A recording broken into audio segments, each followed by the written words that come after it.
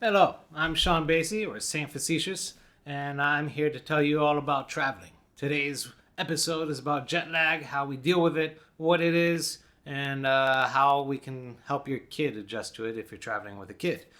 Now, who am I? I'm Sean Basie, as I said. I'm a writer, travel writer, and tour guide, so I know all about traveling. Traveled to like 30, 40, 50 countries. So many I've lost count. And I have a kid now, so I'm hauling him around all these countries too. And I have an upcoming book about that called A Facetious Guide to Traveling with a Kid. Check it out on Amazon next month. If you'd like updates on when it comes out, is right down link below this screen. If you'd like to follow along on audio, you don't like the video thing, you want to go walking and listen to my smooth, sexy voice, then you can find the podcast version right down below. Assuming you're walking, if you're in the United States, you're probably driving. So then listen to me while you drive. I don't know why you'd want to do that, but go for it. It's available down there, link below. And subscribe to me over on your favorite podcast site, which is apparently not Spotify because I'm not paying Podbean $9 more for Spotify coverage. Also, YouTube apparently has a podcast service too, so check that out. I'm on there. Anyways, we're talking about jet lag today. What is jet lag? Jet lag is when your body is not synchronized, like you've traveled really far, so your body is not synchronized with the new location. Okay, it's going by the cycle, the day-night cycle. The old location has to catch up and transfer over to that. Okay, you can do it. You can do a gradual shift, or you can just a shock treatment, which is what I prefer because I'm grew up in the United States. I know how it is to be on vacation. You got 2 weeks.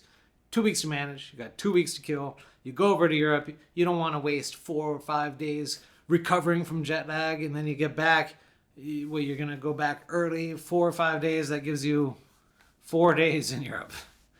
So no, you want shock treatment. We want to bam, and be done with it. So here's some advice on how to do that. If you're, of course, if you're living in somewhere like Brussels, this is all the much more difficult jet lag is. Because here in Brussels, it's like it's always dusk, or it could always be dawn. I'm not sure which. And then there's night. There's just 2 times a day because there's no sunshine. It's just clouds all the time. And this is part of the reason why the architecture is just so beautiful here, especially in Ghent or in Bruges, is because the weather is so horrible and depressing. They have to make nice, beautiful, happy-looking buildings. I'm not entirely sure what happened in Brussels. This is more true for other villages and towns throughout Belgium, as I can tell you. And this has always been an issue with my son. Like summer and winter, it's always in winter. He's like, oh, it's not morning yet. And then he's like, when is it morning? Is it morning? I'm so confused. It's 9 o'clock and it's still dark outside. And then in the summer, it's like, it's 9 o'clock. It's still light outside in the evening. I can still play. I don't have to go to bed. It's still daytime. And like, no, it's not daytime anymore. It's night. And like, but the sun is still up. It's a real struggle when you live in the north and you're trying to explain day and night because these words don't really fit. Like the definitions of the words don't really fit the reality of what we're talking about here. So, yeah, it's difficult. And then you try to the world is tilted, so every season is going to be a little bit different timing. And that prompted me to buy a globe and shining a flashlight at it, but it's not really an accurate display, is it? It's still confusing. If you have any tips on teaching kids how to figure out when day and night is when you live in the north or south hemispheres, let me know. Drop them in the comments. All right, on the jet lag. So yeah, it can be a little hard adjusting when you're in a dismal, depressing, sad place. SAD, that would depression disorder, seasonal anxiety disorder.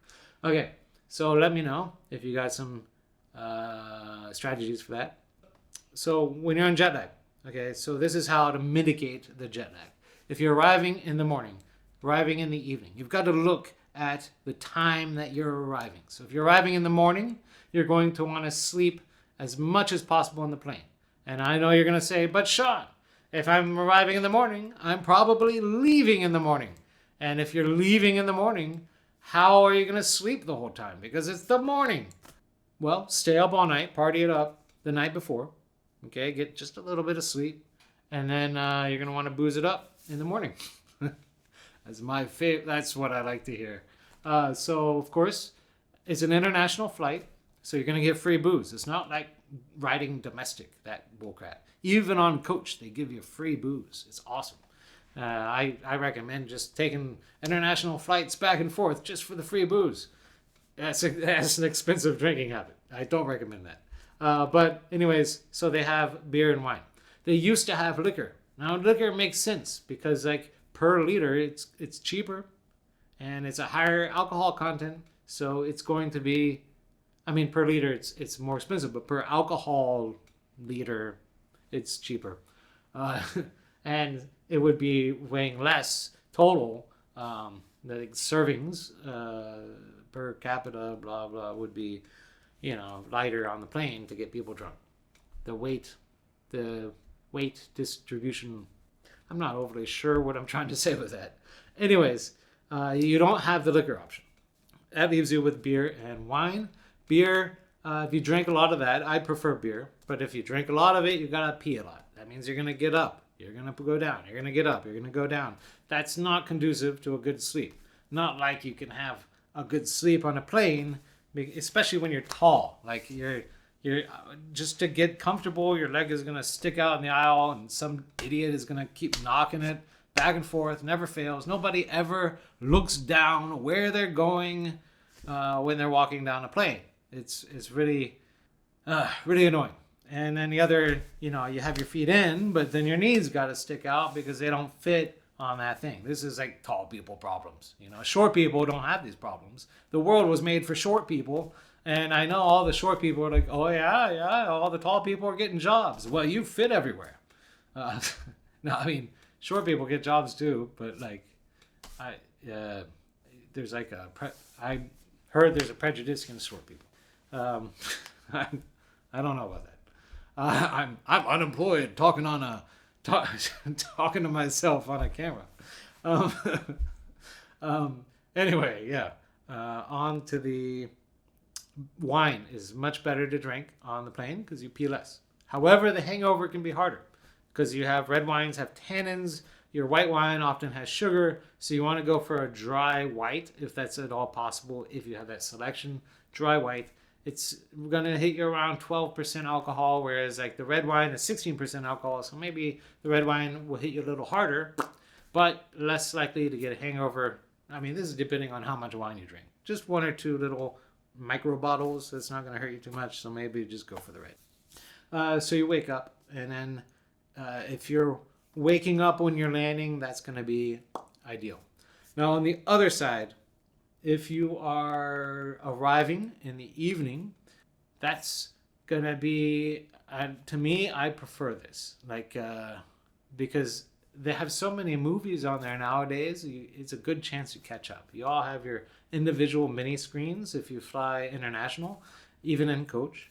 And you get to watch everything and catch up on all those stupid movies you missed. Like I saw Deadpool 3 and a couple other stuff. And, Deadpool 3 doesn't really make sense if you don't watch Loki. Because the whole setup is kind of dependent more on Loki than on Deadpool 2, in fact. So that's cool. You get to catch up on all those movies. And then when you land, you're already kind of tired, and boom. Now, one thing I did forget to say. When you're arriving in the morning, you want to go ahead and take a nap about 1 or 2, but keep it short. Keep it in like an hour, 2 hours max.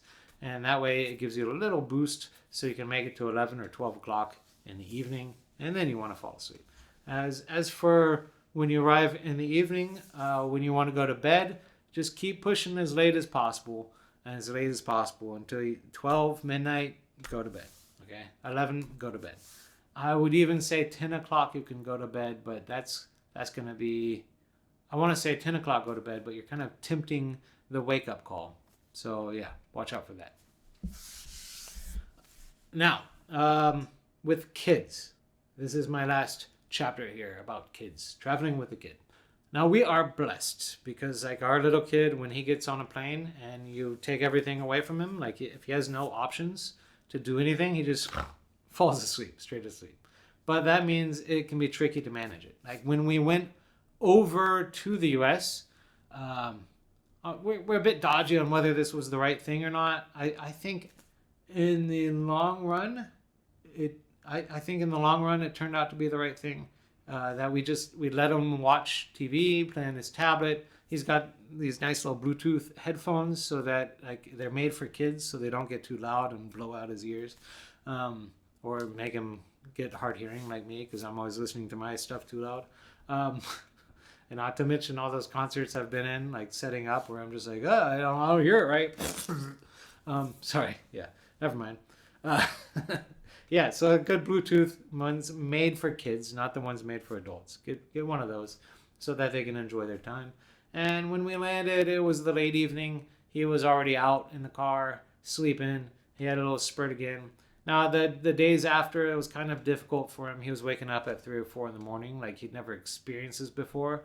And he still was confused about the whole day-night thing because living in Belgium, it doesn't make any sense because it's never light in the morning, and then when it was like 3 o'clock in the morning in Colorado, he just kind of assumed it was 7 o'clock, and we're like, no, it's not 7 o'clock in the morning, it's 3 o'clock in the morning, and he's like, I don't know what time it is, I'm a 5-year-old, and yeah.